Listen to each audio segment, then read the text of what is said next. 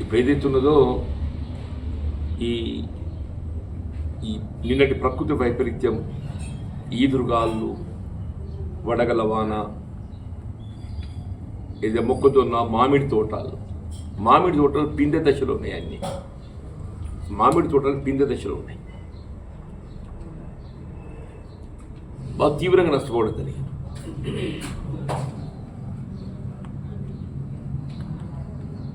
ఇప్పుడు ప్రభుత్వం ఏదైతుందో మనకి ఎట్లాగో పంటల బీమా పథకం అమలు లేదు కాబట్టి ప్రభుత్వమే దాన్ని కాంపెన్సేట్ చేయాలి. తప్పనిసరిగా ప్రభుత్వమే కాంపెన్సేట్ చేయాలి.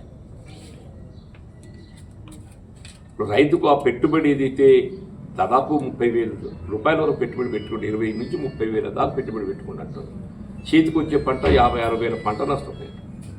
ఇప్పుడు పెట్టిన పెట్టుబడి పోయింది, చేతికి వచ్చే పంట పోయింది, రెండు పోయినాయి.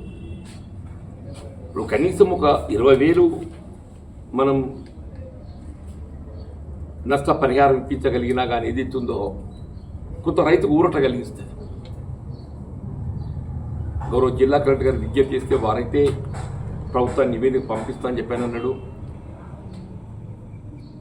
ప్రభుత్వం కూడా ఏదైతుందో ఒకవైపు ఏదైతుందో ఈ జరిగిన పంట నష్ట పరిహారం ఏ విధంగా రైతులు ఆదుకోవటం, ఎందుకంటే రైతు అనేది ఈ దేశానికి వెన్నెముక. మనం ఎప్పుడైనా కానీ రైతు గురించి ఆలోచన చేస్తుంటాం. అటువంటి రైతు వల్ల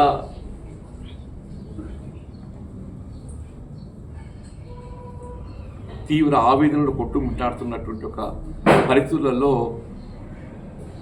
ఆ రైతాంగాన్ని ఆదుకోవటానికి కొరకు నష్టపోయిన పంటకు అది ఏ రకమైన పంటే కానివ్వండి, మామిడి తోటే కానీ మొక్కజొన్నే కానీ ప్రధానంగా మొక్కజొన్న ఎక్కువ నష్టపోయింది.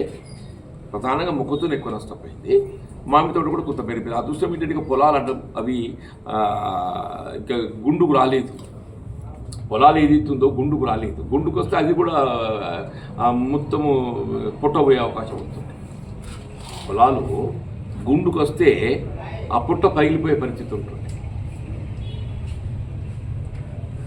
కాబట్టి ఎకరా 20,000 రూపాయలైనా కానీ ప్రభుత్వం జిల్లా రెవెన్యూ అధికార యంత్రాంగం కలెక్టర్తో నివేదిక తెప్పించుకొని ఆ పరిహారం విడుదలకు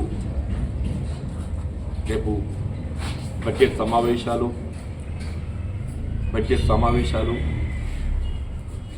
ఇవాళ దీంతో ఏదైతుందో రైతు భరోసా సంబంధించి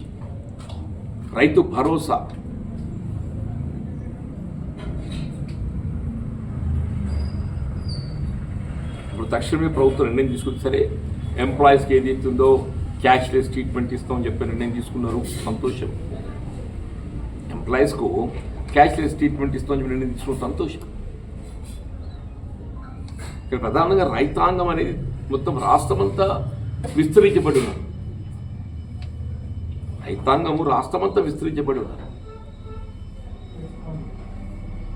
రైతాంగం సంబంధించినటువంటి ఒక రైతు భరోసా ఎకరా 6,000 రూపాయలు పంటకి ఇవ్వడానికి ఏదైతే ప్రభుత్వం నిర్ణయం తీసుకుందో, ఖతార్ పంట 6,000 ఇవ్వడానికి అది నిర్ణయం తీసుకున్నది. ఈ పంట కూడా 6,000 వస్తుందని చెప్పి ఆశిస్తున్నాం. మధ్య పత్రికల్లో కూడా ఏదైతుందో ఏదో సర్వే చేసి ఆ సర్వేకి అనుగుణంగా అని గమనించడం జరిగింది. మళ్ళీ తర్వాత ఏదైతుందో సర్వేకి సంబంధం లేకుండా మొత్తం పంట సాగు విస్తీర్ణాన్ని పరిగణలోకి తీసుకొని రైతు భరోసా కల్పించడం జరుగుతుందని చెప్పి కూడా గమనించినాం. గౌరవ ముఖ్యమంత్రి గారు ఏదైతుందో ఆయన కూడా రైతు బిడ్డ కాబట్టి కాంగ్రెస్ పార్టీ ముందు నుండి కూడా రైతుకు అండగా నిలిచే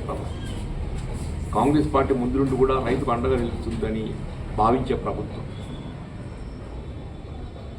కాబట్టి పంట పరిహారం, నష్టపరిహారం విడుదల ఒక ఎకరా 20,000 రూపాయలు చొప్పున, అట్లాగే ఈ రైతు భరోసా నిధులు విడుదల సంబంధించి కూడా తక్షణమే నిర్ణయం తీసుకొని విడుదలకు రైతు ఖాతాల్లో జమ చేసి కొంత ఓదార్పు కలిగించాలంటారు. ఇది ఓదార్పు. రైతు ఉన్నటువంటి ఒక పరిస్థితులలో జరిగిన నష్టమే కానీ ఆవేదనకి ఏదైతే ఇది ఒక ఓదార్పుగా మీరు ఆ పరిహారం 20,000 ఎకరా అనుకుంది, లేక ఈ రైతు భరోసా ఎకరా 6,000 రూపాయలు తక్షణమే నిధులు విడుదల చేపించాలని చెప్పని నేను ముఖ్యమంత్రి గారికి విజ్ఞప్తి చేస్తున్నాను, ప్రభుత్వానికి విజ్ఞప్తి చేస్తున్నాను. రైతాంగం కూడా ఏదైతుందో సరే, ఇది అకాల వర్షాలు మన చేతిలో లేదు. ఇది సరే, ఏదైనా ప్రభుత్వ పరంగా ఆదుకోవడానికి చర్యలు చేపడుతుందని చెప్పని ఆశిస్తున్నాను.